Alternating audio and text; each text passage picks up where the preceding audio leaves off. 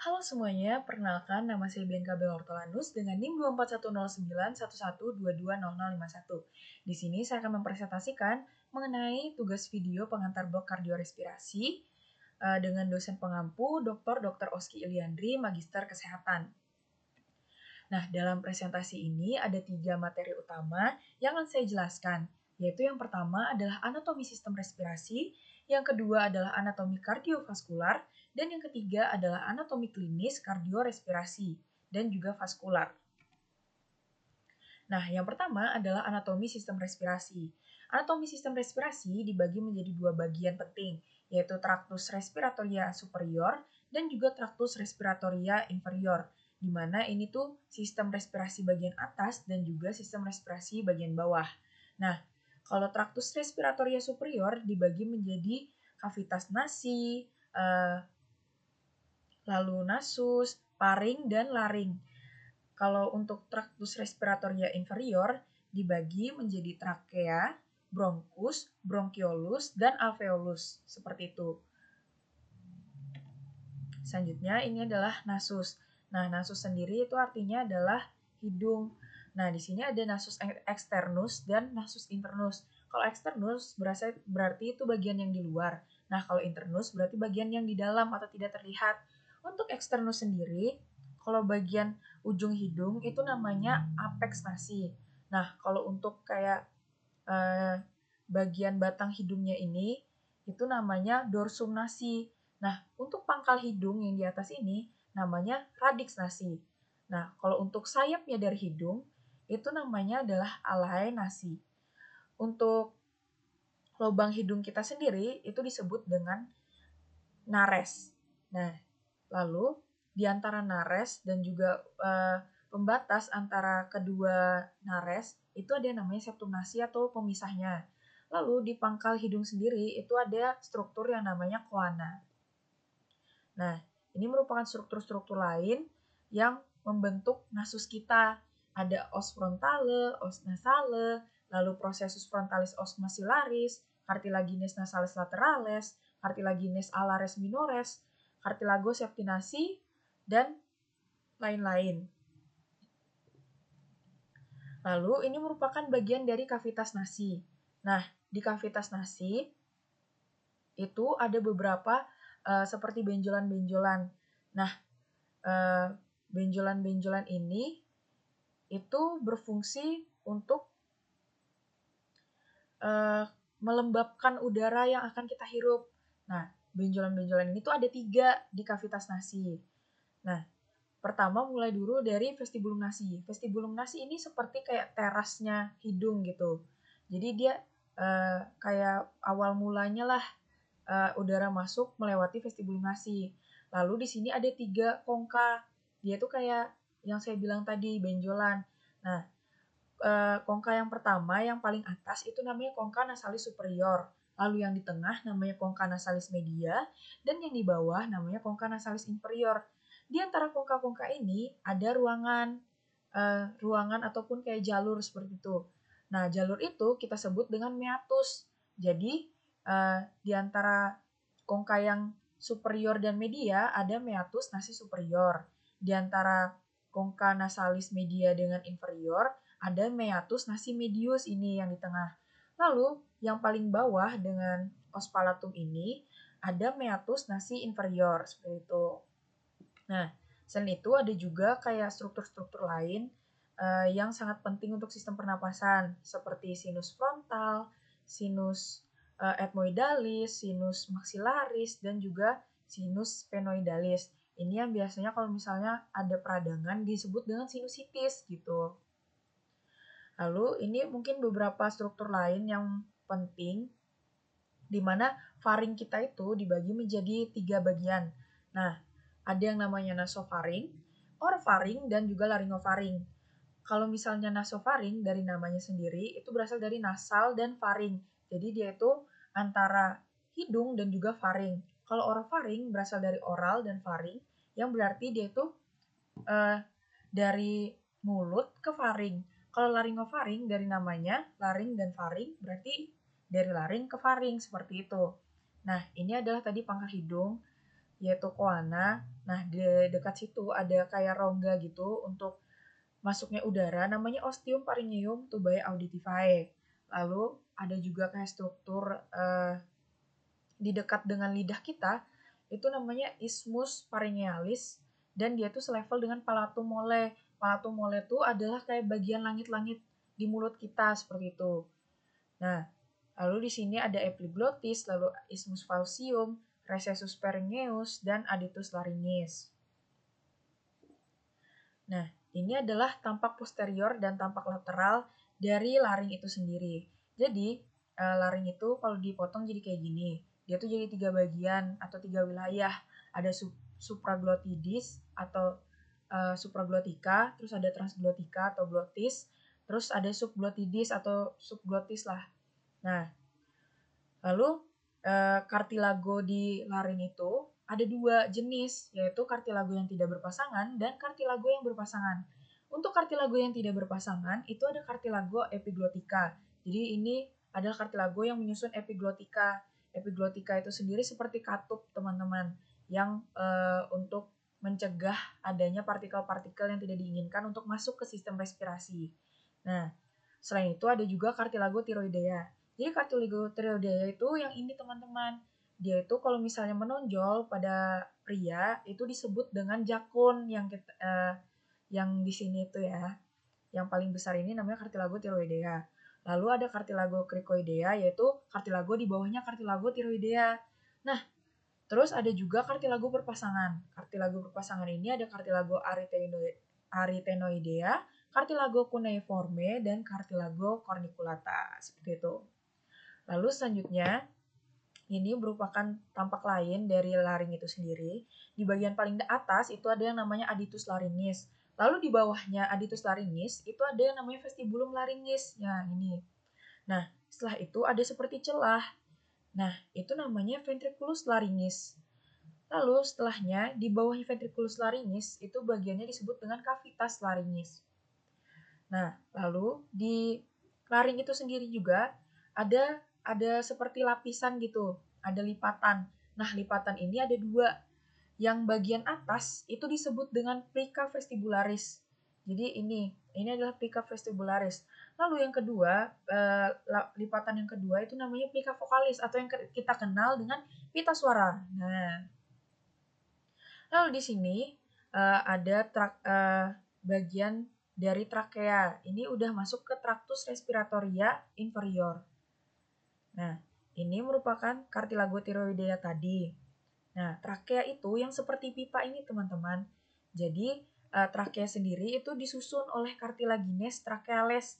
Jadi dia itu tersusun dari kartilago karena trakea ini butuh keelastisan gitu untuk menyalurkan oksigen. Nah, jadi pada trakea yang kartilago itu yang warna abu-abu. Sedangkan yang warna putih-putih ini namanya ligamen anularia. Nah, di trakea sendiri ketika percabangan ini disebut dengan bifurcatio tracheae. Jadi percabangannya itu disebut dengan bifurcatio tracheae, teman-teman. Nah, kalau dari dalam sendiri namanya tuh berubah jadi carina. Jadi kalau misalnya dari luar kita lihat seperti itu namanya bifurcatio, kalau misalnya dari dalam namanya carina, seperti itu.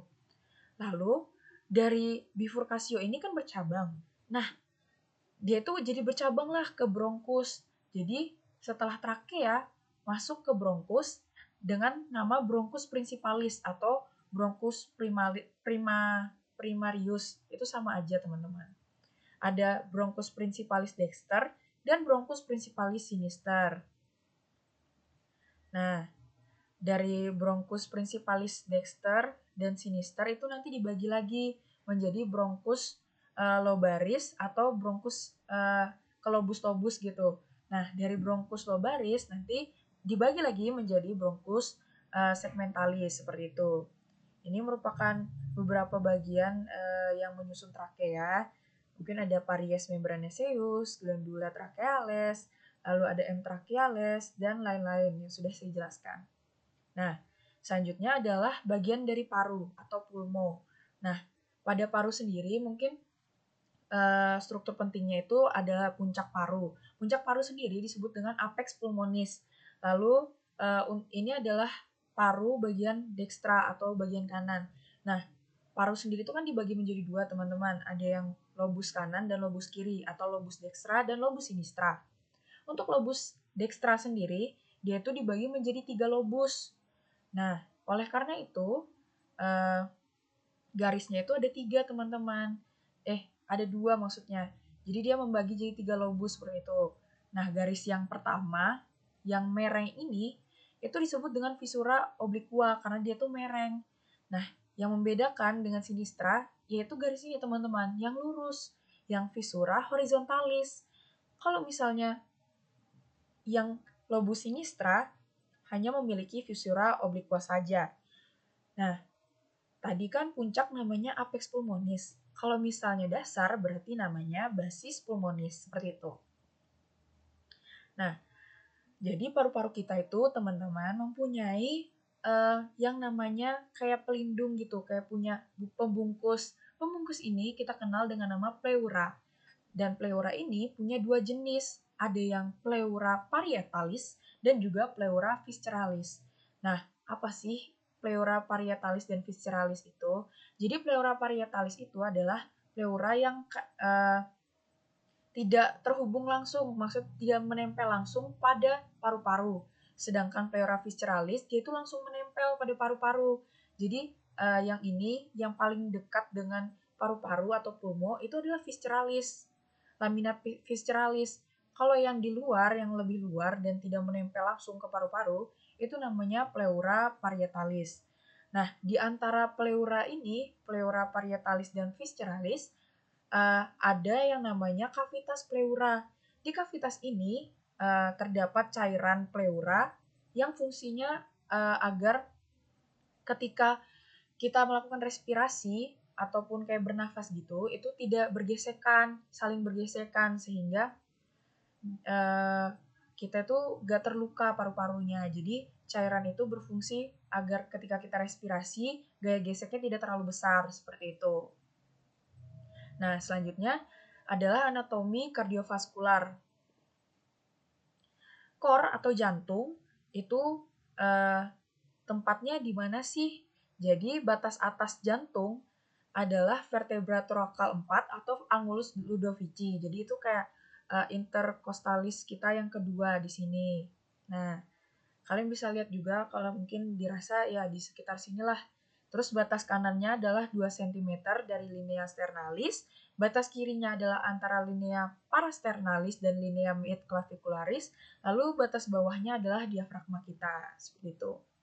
Nah, terus ini adalah bagian dari jantung. Secara gampangnya, jantung itu seperti piramida yang terbalik, teman-teman. Jadi, puncaknya itu ada di bawah, di bagian kiri. Nah, ini adalah bagian anterior dan ini adalah bagian posterior dari jantung. Jadi, di sini kalau misalnya dia itu mengarah ke jantung atau ke sinister, itu ada fascias pulmonalis sinister. Nah, kalau bagian depan ini namanya fascias anterior. Terus yang bagian atas ini itu namanya basis cordis.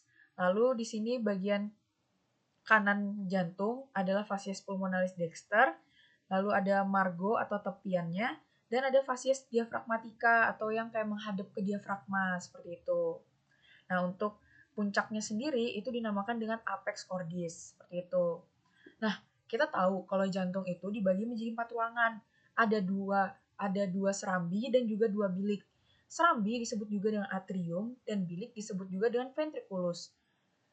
Nah, ini lokasi lebih di atas. Kalau serambi itu atau atrium, lokasinya lebih di atas dan di belakang atau posterior superior. Kalau misalnya ventriculus atau ventricle, lokasinya lebih di bawah dan di depan atau antero inferior. Nah, dibagi menjadi atrium dextrum atau atrium kanan, atrium sinistrum atau atrium kiri, lalu ventriculus dexter, dan juga ventriculus sinister. Ini, teman-teman. Nah, selanjutnya saya akan menjelaskan ini tentang atrium dextrum. Jadi, atrium dextrum atau atrium kanan itu ada bagian-bagian pentingnya seperti ini.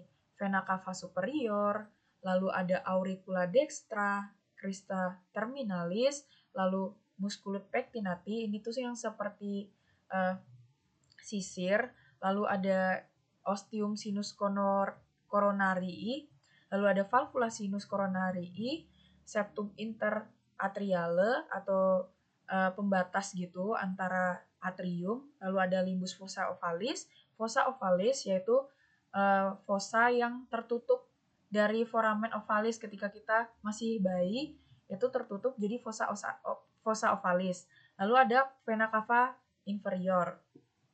Nah, terus habis itu setelahnya ada ventrikel kanan. Nah, di ventrikel kanan ini ada beberapa struktur seperti conus arteriosus, crista supraventricularis, empapillaris septalis, septum interventriculare, pars muscularis, trabecula septomarginalis, septum interventriculare, mars membranacea, chorda tendinae. Nah, chorda tendinae itu seperti yang putih-putih ini teman-teman, yang seperti benang, itu namanya chorda tendinae. Lalu ada empapillaris posterior, empapillaris anterior, dan trabecular carneae. Nah, kalau empapillaris itu dia tuh seperti yang menarik katup. Nah, setelah itu ada atrium sinistrum dan ventriculus sinister, yaitu atrium kiri dan ventrikel kiri. Di atrium sinister sendiri ada katup ya, ada katup aorta. Nah, katup aorta ini dibagi menjadi kayak 3 bagian gitu, ada valvula semilunaris sinistra, valvula semilunaris destra, dan valvula semilunaris posterior. Lalu ada juga auricula sinistra, arteri pulmonalis sinistra, arteri pulmonalis dextra, atrium sinistrum, septum interventriculare, pars muscularis, dan septum interventriculare, pars membranacea. Lalu di ventriculus sinister ada valva atrioventricularis sinistra atau valva mitralis, atau juga bisa disebut dengan katup bikuspid. Nah, itu ada dua bagian, ada cuspis posterior dan cuspis anterior. Lalu ada empapillaris anterior, ini musculus papillaris. Lalu ada chorda tendinae, sama yang benang-benang putih itu. Lalu musculus papillaris posterior, ini yang menarik si chorda tendinae itu. Lalu selanjutnya ini ada mungkin bagian-bagian dari katup itu sendiri. Nah, yang ini yang di atas, yang lebih depan, itu namanya valva trunci pulmonalis atau katup pulmonal. Nah, kalau yang di bawahnya katup pulmonal adalah katup aorta atau valva aortae. Nah, lalu yang di sebelah kiri ini atau secara anatomis merupakan di bagian kanan, ini adalah katup mitral atau katup bikuspid. Nah, kalau yang di kanan ini atau secara anatomis ada di kiri, ini merupakan valva atrioventricularis dextra atau valva tricuspidalis. Nah, untuk valva trunci pulmonalis itu ada tiga bagian. Valvula semilunaris anterior, valvula semilunaris dextra, dan valvula semilunaris sinistra, sesuai dengan penempatannya. Lalu ada kalau valva aorta, ada valvula semilunaris dextra, valvula semilunaris sinistra, dan valvula semilunaris posterior. Untuk valva anterioventricularis sinistra atau valva mitralis, itu ada cuspis anterior dan juga cuspis posterior. Jadi dia tuh ada 2 katup seperti itu, kayak 2 bagian. Kalau tricuspid kan ada 3, makanya namanya tricuspid gitu. Nah, dia tuh ada 3 cuspis, yaitu cuspis anterior, cuspis septalis yang dekat dengan septal ini, dan juga cuspis posterior gitu. Nah, selanjutnya adalah permukaan jantung. Jadi, ini untuk bagian katup itu tersusun dengan jaringan fibros. Jadi dia itu disebut dengan annulus fibrosus dexter, jadi cincin yang mengelilingi valvula anterioventricularis dexter. Lalu ada juga yang diantaranya annulus fibrosus ini ada yang namanya trigonum fibrosum dextrum, tempat bundle of His atau berkas His. Nah, di sini juga ada annulus fibrosus sinister dan trigonum fibrosum sinistrum. Lalu ini ada atrium dextrum, ini bagian luarnya. Lalu ventriculus dexter, ventriculus sinister, dan ini ada seperti jalur untuk nervus ataupun saraf itu disebut dengan sulcus interventricularis anterior. Ini yang membatasi ventrikul kanan dan kiri. Nah, terus ada juga yang dekat atrium dextrum dan ventriculus dexter ini ada yang namanya sulcus coronarius. Dia itu untuk tempat arteri coronarius lewat gitu dan juga membatasi atrium dan ventrikel. Nah, setelah itu ada yang namanya perikardium. Tadi kan kalau misalnya di pulmo atau paru-paru itu ada yang namanya pleura. Nah, di jantung itu juga ada pembungkusnya namanya perikardium. Jadi cirinya itu paling luar, kasar dan tebal ini. Nah, sama kayak pleura, perikardium ini dibagi juga menjadi dua. Ada yang lamina parietalis atau yang di bagian luar dan visceralis yang menempel langsung pada jantung. Nah, lamina parietalis dan visceralis ini masuknya ke perikardium yang serosum. Di antara keduanya, di antara parietalis dan juga visceralis, ada yang namanya cavitas perikardiaka. Nah, di situ juga ada cairan kayak gitu. Nah, untuk vaskularisasinya ada arteri perikardioprenica dan juga vena perikardioprenica. Untuk inervasinya ada nervus prenicus. Selanjutnya adalah vaskularisi dari core. Nah, kita tahu kalau misalnya di jantung itu ada yang penting banget namanya aorta. Aorta sendiri itu kan adalah pembuluh darah besar. Jadi aorta itu mengalirkan darah yang kaya akan oksigen ke seluruh tubuh melalui cabang-cabangnya. Kalau yang bagian depan mengarah ke depan aorta ini itu namanya aorta ascendens. Nah, kalau yang lengkungan ini namanya arcus aorta dan yang ke belakang itu adalah aorta descendens gitu. Jadi, aorta ascendens itu bagian pertama dari aorta yang mengalirkan darah ke arteri koroner untuk memasok darah ke otot jantung. Seperti itu.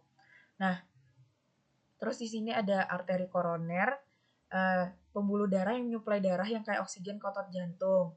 Ada dua arteri koroner koroner utama yang bercabang. Ada koroner kanan atau right coronary artery atau disingkat dengan RCA. Lalu ada arteri koroner kiri atau disingkat dengan LCA. Dan juga arteri sirkumfleks, nah atau disingkat dengan LCX. Jadi LCX ini untuk mengalirkan darah ke sisi kiri jantung, termasuk atrium kiri dan sebagian ventrikel kiri. Lalu ini untuk vaskularisasi dari venanya. Jadi di sini ada vena kardiaka, ada muara dari vena itu sendiri yang kita sebut dengan sinus coronarius. Lalu ada juga vena kardiaka media. Nah, selain itu ada juga vena cava inferior dan posterior. Vena cava inferior dan superior seperti itu. Lalu ini adalah beberapa vaskularisasi di tubuh kita. Nah, yang biasanya kita pelajari itu adalah sinus venosus, lalu vena jugularis eksternal, vena jugularis internal, dan juga arteri brachialis, lalu ada aorta, arteri vena pulmonalis, arteri coronarius dan vena coronarius, lalu aorta descendens, arteri splenic, arteri ulnarius, arteri radialis, biasanya kita ngecek nadi, lalu ada arteri femoral communis, dan ada arteri poplitea. Ada arteri poplitea, ada arteri tibia anterior dan posterior, lalu ada venous dorsalis, dan semacamnya. Jadi ini sudah mencakup seluruh tubuh seperti itu. Vena hepatik dan sampai ke jantung. Jadi ternyata vaskularisasi ini dari jantung udah ke semua tempat ya teman-teman, termasuk ginjal dan lain-lain seperti itu. Nah, untuk anatomi klinis sendiri atau beberapa penyakit yang mungkin sering kita temui itu ada pada kasus nasus atau hidung biasanya terjadi deformitas hidung, di mana itu merupakan kelainan bentuk hidung biasanya bawaan atau akibat trauma. Ini itu dapat mengganggu pernapasan atau estetika. Nah, yang kedua itu ada yang namanya polip hidung. Kalau polip hidung adalah benjolan lunak dan tidak nyeri di rongga hidung akibat peradangan kronis, misalnya karena alergi atau sinusitis. Nah, sinusitis itu sendiri merupakan peradangan pada sinus paranasal yang sering terjadi akibat infeksi virus atau bakteri. Jadi gejalanya itu seperti nyeri wajah, hidung tersumbat, dan sekret purulen. Lalu ada peradangan. Nah, peradangan sendiri itu biasanya nama penyakitnya itu ada tis-tisnya di belakang. Jadi tonsilitis. Artinya dia tuh kayak peradangan pada tonsil. Jadi artinya dia tuh ada peradangan pada amandel. Nah, biasanya akibat infeksi virus atau bakteri. Gejalanya tuh nyeri menelan, demam, dan pembesaran tonsil. Lalu ada faringitis, seperti namanya, berarti faringnya itu mengalami pembengkakan. Jadi peradangan pada faring menyebabkan sakit tenggorokan, nyeri menelan, dan kadang demam. Kalau laringitis berarti peradangan pada laring. Jadi umumnya akibat infeksi atau iritasi dan biasanya menyebabkan suara serak atau hilang. Nah, kalau pada pulmo sendiri atau pada paru-paru, ada penyakit seperti pneumonia, infeksi pada jaringan paru yang menyebabkan radang alveoli. Gejalanya demam, batuk, berdahak, sesak napas, dan nyeri dada. Lalu bronkitis, peradangan pada bronkus, eh, biasanya karena infeksi virus. Nah, kalau kronis sering terjadi akibat merokok. Jadi itu ditandai oleh batuk berdahak yang berkepanjangan. Lalu ada juga yang namanya emfisema. Nah, emfisema sendiri adalah penyakit paru obstruktif kronik atau PPOK yang ditandai dengan kerusakan alveoli yang mengurangi luas permukaan pertukaran gas. Gejala utamanya adalah sesak napas kronis. Nah, selain itu, ada juga penyakit pada diafragma. Jadi, pada diafragma ini ada yang namanya hernia diafragma. Jadi, di mana organ perut seperti lambung menonjol ke rongga dada melalui celah diafragma. Ini bisa menyebabkan nyeri dada atau gangguan pencernaan. Selain itu, ada juga kelumpuhan diafragma. Nah, kelumpuhan diafragma ini adalah hilangnya fungsi otot diafragma akibat gangguan saraf rhinikus. Ini dapat menyebabkan kesulitan bernafas, terutama saat berbaring. Lalu selanjutnya ini adalah beberapa penyakit pada jantung. Ada yang pertama itu adalah stenosis jantung.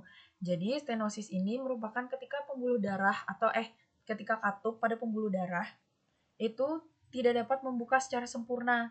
Jadi darahnya tuh susah untuk keluar dari ruangan-ruangan yang sudah saya jelaskan tadi. Nah, normalnya itu seperti ini pada gambar. Tapi karena terjadi stenosis atau seperti macet gitu, jadi dia nggak bisa ngebuka. Nah, sebaliknya ada yang namanya regurgitasi. Jadi regurgitasi itu dia tidak dapat menutup secara sempurna. Jadi dia tuh harusnya menutup secara sempurna seperti ini. Tapi katupnya tidak bisa tertutup. Jadi darahnya itu kembali lagi. Harusnya kan tidak kembali. Jadi misal dari atrium ke ventricle. Nah, harusnya kan ketutup itu dari ventricle nggak bisa balik lagi ke atrium. Tapi karena terjadi malfungsi seperti ini atau deformasi, jadinya dia darahnya kembali lagi ke atrium seperti itu. Lalu ada yang namanya paten ductus arteriosus. Nah, ductus arteriosus ini tidak bisa menutup dan disebut dengan ductus arteriosus. Jadi ketika kita masih di dalam perut ibunda kita atau ketika kita masih janin, itu ada salah satu struktur yang namanya ductus arteriosus. Itu untuk membantu kita bernafas. Nah, seharusnya ketika kita sudah lahir, ductus arteriosus ini hilang dan dia tuh jadi struktur yang lain seperti itu. Tapi dalam beberapa kasus dan kayak penyakit gitu, dia tuh jadinya gak hilang, makanya namanya paten ductus arteriosus. Dan ini tuh bisa mengganggu kesehatan gitu, agak terganggu lah. Nah, terus habis itu setelah itu ada tetralogi Fallot. Jadi tetralogi Fallot ini menyebabkan darah itu tidak optimal masuk ke aorta, tapi ke jantung kanan ditandai dengan bayi yang membiru setelah lahir. Nah, ini tuh terjadi karena aortanya menyempit, ada lubang di antara ventricle, jadi dia tuh kayak lubang di sini gitu. Nah, terus ada pengecilan katup pulmonal dan juga dinding ventricle kanan yang menebal. Jadi terjadi hipertrofi pada ventricle kanan gitu. Setelah itu ada heart failure atau gagal jantung. Jadi gagal jantung sendiri seperti kita tahu, jadi dia tidak bisa melakukan fungsinya dengan normal. Jadi jantung kita tuh melakukan fungsi-fungsi yang tidak seharusnya dilakukan seperti itu. Lalu ada kaput medusa. Jadi kaput medusa itu keluar pembuluh darah di sekitar pusar seperti kepala ular. Jadi dia itu seperti kayak cacing-cacing gitu di daerah pusar kita. Nah, itu berarti ada sesuatu yang terjadi gitu. Itu berarti tidak normal. Nah, lalu yang terakhir untuk klinis dari vaskularisasi sendiri itu ada yang namanya hematemesis. Hematemesis ini terjadi karena pembuluh darah di esofagus atau lambung menjadi pecah atau ruptur vena esofagus. Nah, hematemesis itu sendiri artinya adalah muntah darah berwarna hitam. Jadi karena venanya itu pecah, jadi warna muntahnya tuh udah hitam bukan merah lagi gitu. Jadi sekian saja mungkin materi yang bisa saya jelaskan. Terima kasih karena telah menonton. Dadah.